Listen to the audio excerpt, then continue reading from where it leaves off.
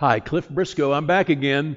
In case you don't know, I pastor Living Word Church, but I'm here to talk to you today about the life of God. Remember what we talked about the last couple of days about people saying that, well, Christianity would be just as effective if Jesus had never come.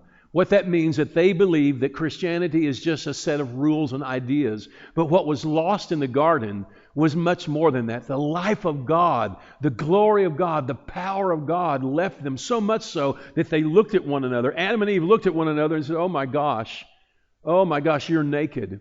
When God comes on the scene, rather than them walking with Him and talking with Him like they had always done, because they were created in His image, they were like God.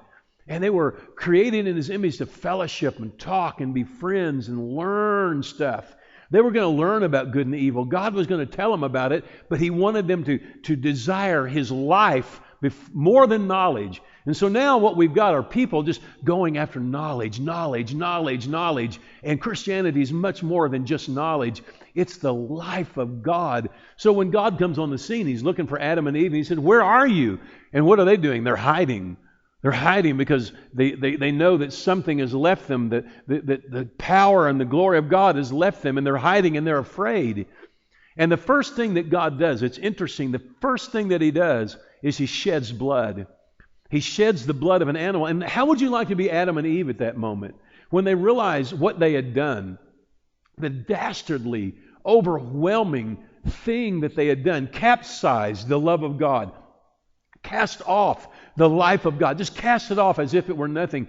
God comes in the midst of that and takes an animal and kills it, and the blood runs. They had never seen an animal die before. They'd never, as far as we know, they'd never seen blood running from an animal, and undoubtedly their eyes are bugging out going, oh my gosh, what is this? But what God is doing is He's impressing upon them how horrible it is of what's happened to them, what they have lost. And the only thing that could possibly bring any kind of restoration would be the shedding of blood. And He immediately sheds the blood of the animal, and He covers them.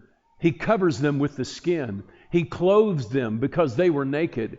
And so we got to understand that God, right off the bat, lets them know that there is something that has happened, that is left, that is so powerful and so important that it's going to take something huge to get it back again. It is a precursor to the coming of Jesus.